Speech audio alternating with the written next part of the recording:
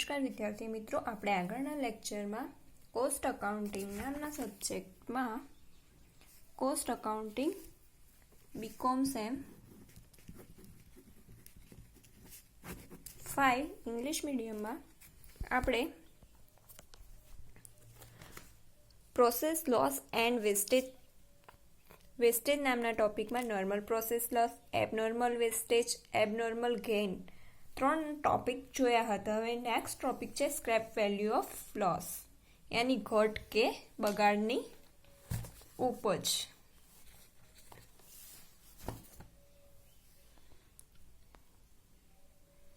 The according treatment of scrap value of loss is as follow. First નંબરનો topic છે revenue sales value from scrap is not treated as an additional to sales revenue but as a reduction in the cost of that process. यानी कि first नंबरનો topic છે બગાડની ઉપજ એ વેચાણ ઉપજમાં ઉમેરાતી નથી, પરંતુ જે તે પ્રક્રિયાની પડતર ઘટાડવામાં તેનો ઉપયોગ થાય છે. સેકન્ડ નંબરનો ટોપિક છે the scrap value of normal loss is therefore used to reduce the materials cost of the process. It is credited two that process account if we make a general entry scrap account is debited and process account is credited.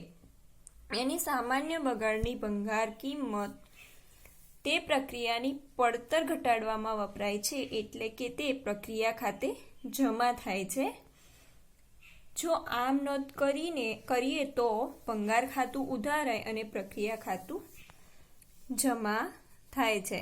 Scrap value is debited and process account is credited.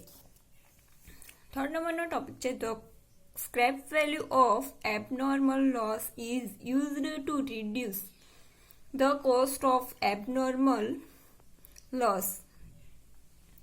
Thus, the loss of abnormal wastage debited to profit and loss account is reduced to that extent. The entry is to debit scrap account and credit abnormal loss account. यानी અસામાન્ય બગાડની ભંગાર કિંમત ઉપજે તેનો ઉપયોગ અસામાન્ય નુકસાન ઘટાડવામાં થાય છે, એટલે કે પડતરના નફા નુકસાન ખાતે તેટલી ઓછી ખોટ ઉધારાય છે. તે માટે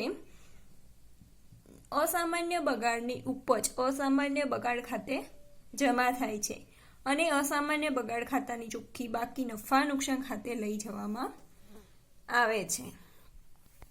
ચોથા નંબરનો ટોપિક છે In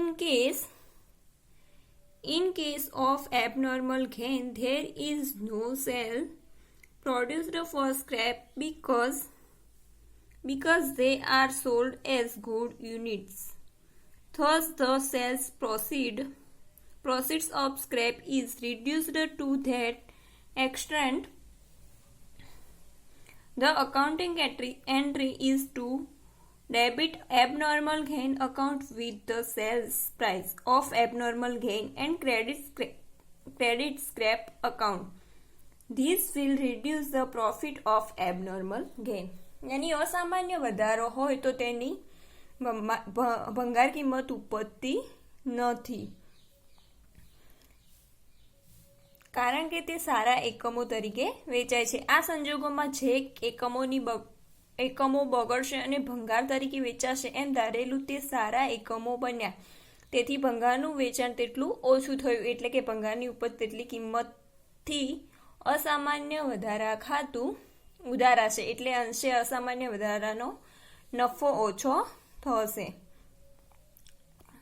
અને પાંચમા નંબરનો જે લાસ્ટ ટોપિક છે finally the cash received from the sales of scrap is debited to cash account and credited to scrap account with the value of the actual number of units scrapped. यानी છેલ્લા ભંગારના એકમો ખરેખર વેચાય તેની ઉપજ કિંમત રોકડ ખાતે ઉધારી ભંગાર ખાતે જમા કરવામાં આવે છે.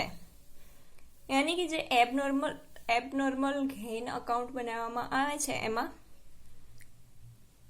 રોકડ ખાતું ઉધારી અને ભંગાર ખાતે જમા કરવામાં આવે છે.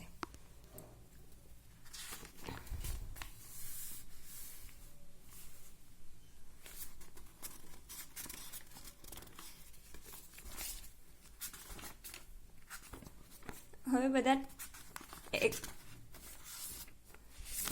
ઉદાહરણ આપેલા છે.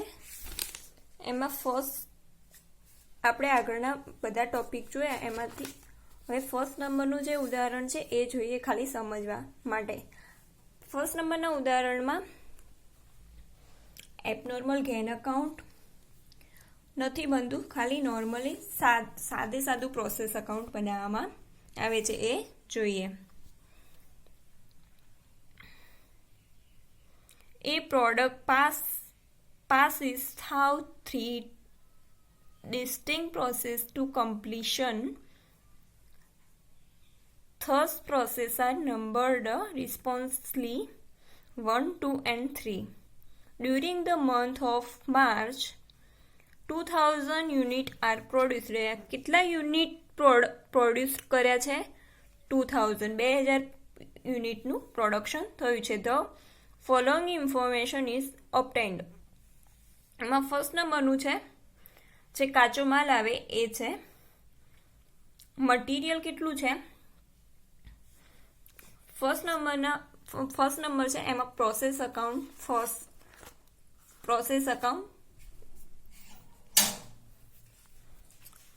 મટીરિયલ પ્રોસેસ 1 એમાં મટીરિયલ 3800. સેકન્ડ નંબરના પ્રોસેસ નંબર 2માં મટીરિયલ આપેલું છે 1200. થર્ડ નંબરના પ્રોસેસ અકાઉન્ટમાં મટીરિયલ છે 500.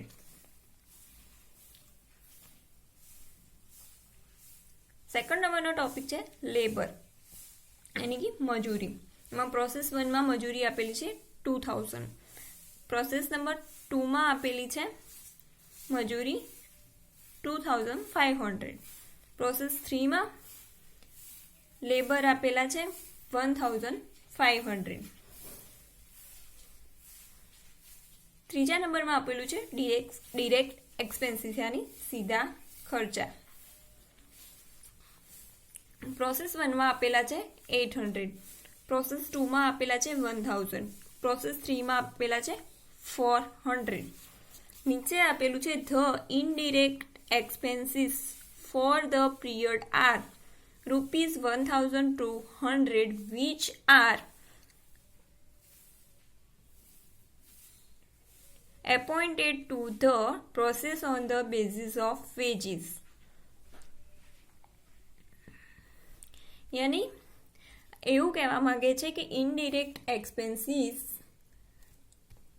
જે છે એ 1200 છે જે વેજીસ यानी कि મજૂરીના વેજીસ એટલે મજૂરી અથવા તો લેબર ના પ્રમાણમાં ફાળવવામાં આવેલા છે.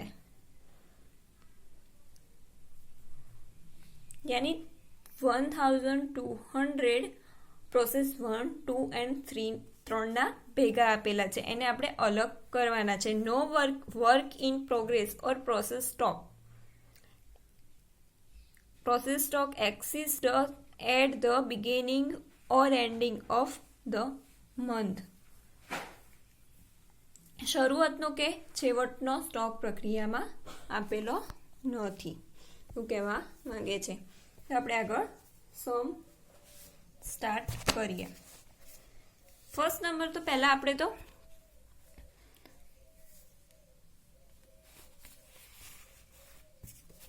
પહેલા બુકમાં તમારી રકમમાં મટીરિયલ, લેબર અને ડિરેક્ટ એક્સપેન્સીસ આપેલા છે તો એની પહેલા ગણતરી કરીએ. પછી આપણે ઇનડિરેક્ટ એક્સપેન્સીસ પ્રોસેસ 1 ખાતું બનાવી અને એમાં જરૂર પડશે એટલે બનાવીશું. આપણે ફર્સ્ટ પ્રોસેસ કોસ્ટિંગ.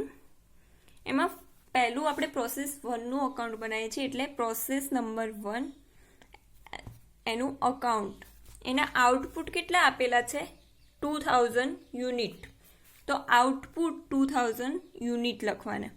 પછી આપણે જે ફોર્મેટ બનાવી હતી એ બનાવવાની, debit credit particular total rupees cost પર યુનિટ રૂપીસ, બાજુમાં પર્ટિક્યુલર ટોટલ રૂપીસ કોસ્ટ પર યુનિટ. રકમમાં આપેલું છે મટીરિયલ, તો એમાં આપણે 2 મટીરિયલ કરી અને લખવાનું. કેટલા યુનિટ આપેલા છે પ્રોસેસ 1માં 3800, તો 3800. હવે એની કોસ્ટ પર યુનિટ શોધવાની છે. તો આપણી જોડે કુલ ટોટલ આઉટપુટ કેટલા છે 2000 યુનિટ આપેલા છે, તો એને 2000 યુનિટ વડે ભાગી દેવાના. 3800 ભાગ્યા 2000 એની 1.19 આવશે.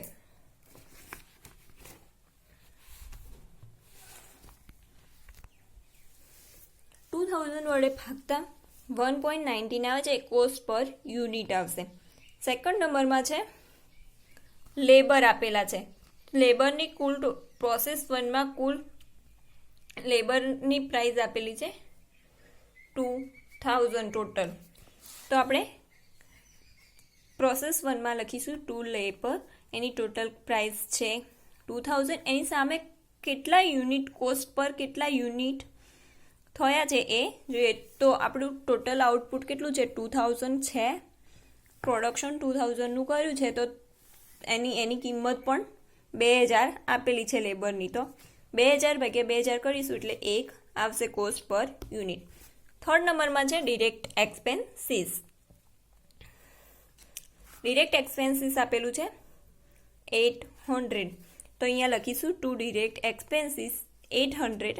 એનું ટોટલ આઉટપુટ આપણું છે 2000, એને 2000 વડે ભાગવાથી 0.14 આવે છે. હવે ચોથા નંબરનું છે, નીચે આપેલું છે ઇનડિરેક્ટ એક્સપેન્સીસ. ઇનડિરેક્ટ એક્સપેન્સીસ આપણે શોધવાનું છે. કુલ total process 1, process 2 and process 3 ને ત્રણોનું ભેગું કરી અને 1200 આપેલું છે.